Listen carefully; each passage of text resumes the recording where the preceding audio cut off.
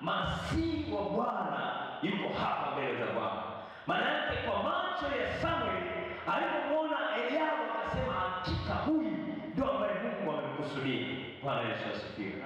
Kwa nini? Kwa sababu namna alivyokuwa anaonekana mbele ya Samuel, namna alivyokuwa anaonekana mbele ya Samuel kwa umbo na sura yake, alionekana kama mtu ambaye anastahili kuwa Masihi wa Bwana. Bwana Yesu asifiwe. Samuel akamtazama akasema, hakika huyu ni mwenyewe, huyu ndiye ambaye Bwana ameniagiza nije nimtie mafuta. Biblia inasema Mungu akamwambia, usimwangalie uso wake wala kimo chake jinsi anavyoonekana, maana mimi nimemkataa. Bwana Yesu asifiwe.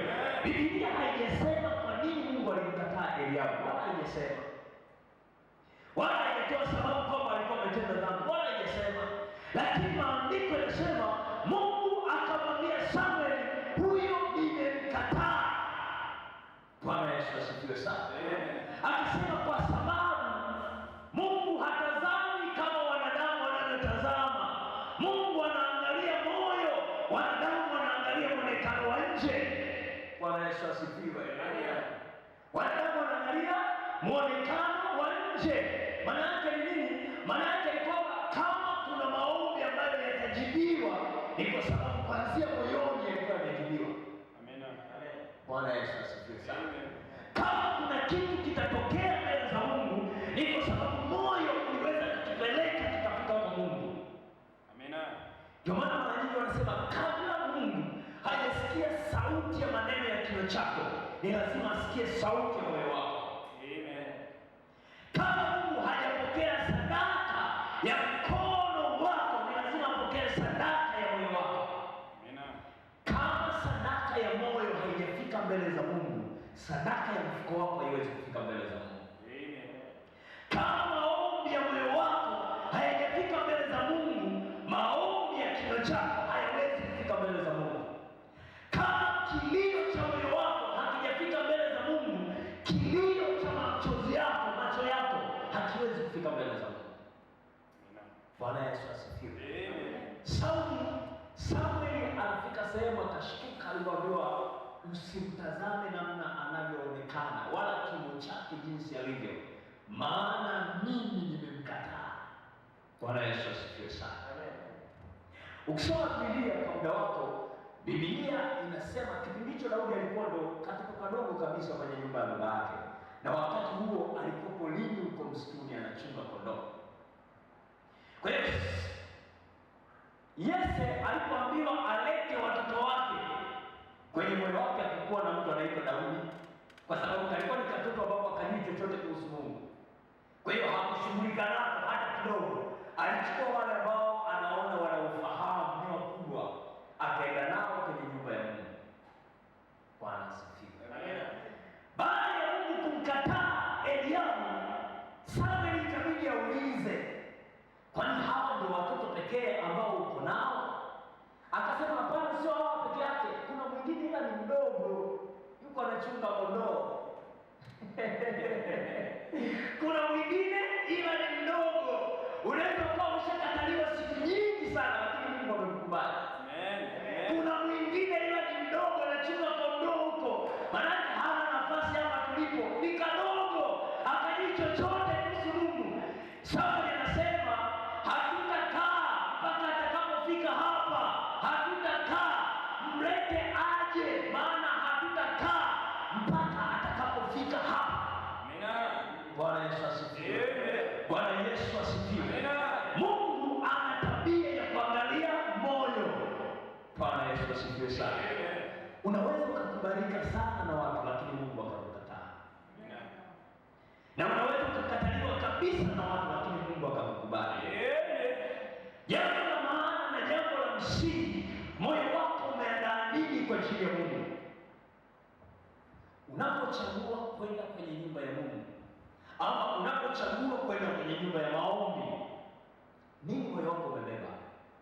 Nini moyo wako umeandaa? Nini moyo wako unaita? Nini moyo wako unasema? Bwana Yesu asifiwe sana. Maandalio ya moyo. Mungu anaangalia nini?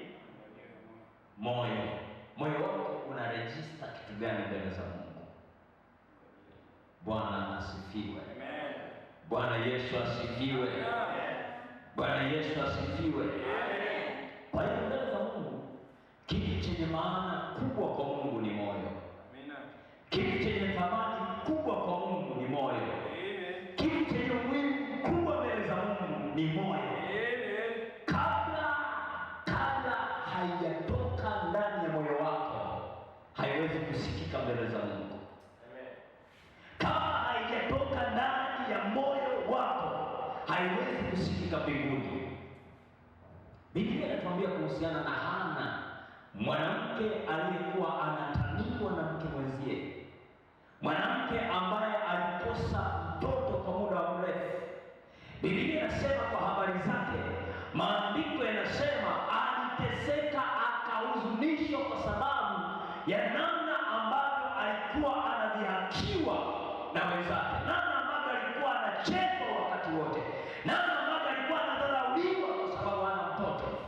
Biblia inasema siku moja akaamua kwenda kwenye nyumba ya Mungu. Bwana asifiwe. Amen.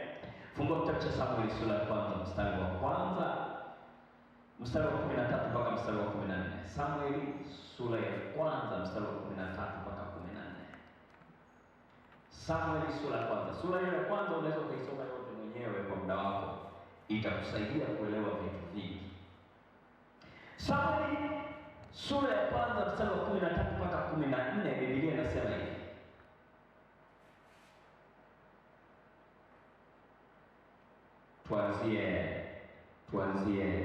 Tuanzie mstari wa 12.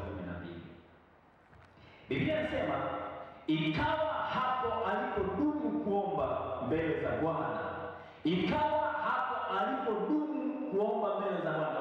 Huyu mama alikuwepo mbele za Mungu kwa muda mrefu sana, kwa sababu alikuwa amedhamiria kwamba sasa wacha nipeleke kesi yangu mbele za Mungu. Biblia inasema ikawa hapo alipodumu kuomba mbele za Bwana, Eli kuhani akamwangalia kinywa chake.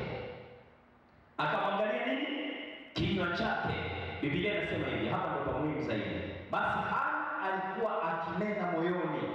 Hana alikuwa akinena moyoni mwake, midomo yake tu ilionekana kama inanena, sauti yake isisikiwe. Kwa hiyo huyo Eli alimdhania kuwa amelewa. Ndipo Eli akamwambia, je, utakuwa mlevi hata lini? Achilia mbali divai yako. Bwana Yesu asifiwe sana. Achilia mbali divai yako. Hana akajibu katika mstari wa 15, Hana akajibu akasema, hasha bwana wangu, mimi ni mwanamke mwenye roho ya huzuni. Mimi ni mwanamke mwenye roho ya huzuni. Mimi sikunywa divai wala kileo, ila nimemimina roho yangu mbele za Bwana. Bwana Yesu asifiwe. Anasema nimemimina roho yangu mbele za Bwana. Maana wakati Eli anaingia hekaluni, anamtazama Hana, anaona chini, amezama kwenye maombi, anaomba, moyo unaomba, maneno hayasikiki. Bwana Yesu asifiwe.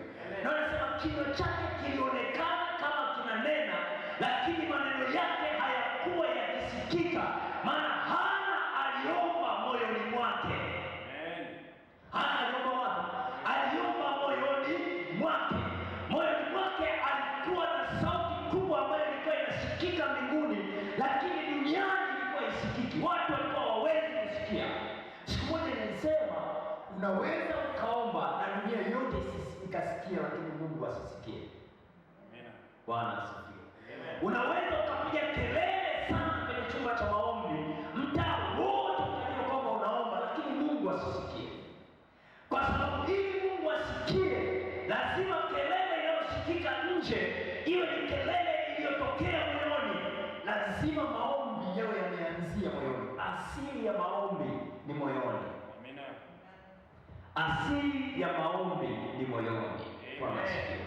Kwa hiyo Hana alisikika mbinguni akiomba, lakini kuhani wake hakusikia akiomba.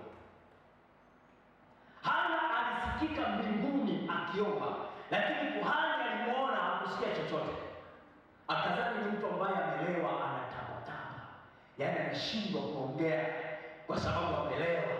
Kumbe sauti ya ndani ilikuwa na nguvu kuliko sauti ya nje. Alifika mahali ambapo mzigo aliokuwa nao ulikuwa na uzito kiasi kwamba hakuwa na nguvu ya kunena kwa kinywa, lakini moyo ulikuwa na hiyo nguvu ya kupeleka maombi, kusukuma maombi kwenda mbinguni. Ndio maana ni muhimu sana kuandaa moyo wako ili uingie kwenye maombi ambayo yanaweza kukupa matokeo. Ni muhimu sana moyo wako ukawa umeandaliwa ili uingie mahali ukaombe na maombi yako yasikie. Bwana asifiwe. Unaweza kuwa na mpangilio mzuri wa maneno ya maombi lakini asisikike. Unaweza ukawa na mpangilio mzuri wa maandiko kimaombi lakini asisikike pia. Kwa sababu kinachojibiwa sio kinachotamkwa kwa kinywa. Kinachojibiwa ni kile kinachotamkwa kwa moyo. Kinachojibiwa mbinguni ni kile ambacho moyo unaweza kukitamka, ukakisukuma kikaenda mbele za Mungu, mbele ya madhabahu ya mbinguni. Bwana Yesu asifiwe. Nini unafanya ukiwa kwenye chumba cha maombi? Nini unafanya ukiwa wakati unamtafuta Bwana? Nini unasema ukiwa mbele za Mungu? Kusema neno ni vizuri, lakini kusema neno kutoka moyoni ni vizuri zaidi. Kutamka neno na kulikiri neno ni vizuri, lakini kulitamka neno kutokea moyoni ni vizuri zaidi. Kuomba kwa kusimama kwenye neno ni vizuri, lakini kusimamia neno kwa moyo ni vizuri zaidi. Amen. Bwana Yesu asifiwe. Amen. Bwana Yesu asifiwe. Amen. Yesu Kristo apewe sifa. Amen. Haleluya. Amen. Bwana asifiwe. Amen. Matokeo yoyote makubwa ya maombi yanatokana na maandalizi makubwa ya moyo. Matokeo yoyote makubwa ya maombi ya mtu yanatokana na maandalizi makubwa ya moyo wa mtu. Bwana asifiwe. Ndio maana nasema ukitaka kwenda umbali mrefu sana, ni lazima ukae utengeneze mpango wa kufikisha pale. Ukitaka kuwa na maombi yenye mafanikio makubwa, ni lazima uwe na maandalizi ya moyo yenye kiwango cha juu sana. Bwana asifiwe. Amen. Yesu Kristo apewe sifa. Amen. Yesu Kristo apewe sifa. Amen. Mithali sura 16 mstari wa kwanza, Biblia inasema maandalio ya moyo ni ya mwanadamu, lakini jawabu la ulimi hutoka kwa Mungu. Bwana asifiwe. Amen. Maandalio ya moyo ni ya mwanadamu, lakini jawabu la ulimi linatoka kwa Bwana. Jawabu la ulimi linatoka wapi? Linatoka kwa Bwana. Kwa hiyo jambo la kwanza mbele za Mungu, kabla uende, lazima uchunguze sana moyo wako. Ni lazima ufanye ukaguzi wa kutosha wa moyo wako. Nini nimebeba kwenye moyo wangu? Nini ninasema kwenye moyo wangu? Nini ninaingia nacho mbele za Mungu? Bwana asifiwe. Amen. Kwa sababu moyo ndio madhabahu. Moyo ndio nini? Ndio madhabahu. Ndio maana Biblia inasema, je, hamjui ya kuwa ninyi ni hekalu la Mungu na kwamba Roho wa Mungu hukaa ndani yenu? Kwa nini? Kwa sababu moyo ni madhabahu. Bwana asifiwe. Amen. Ndio maana Biblia inatuasa.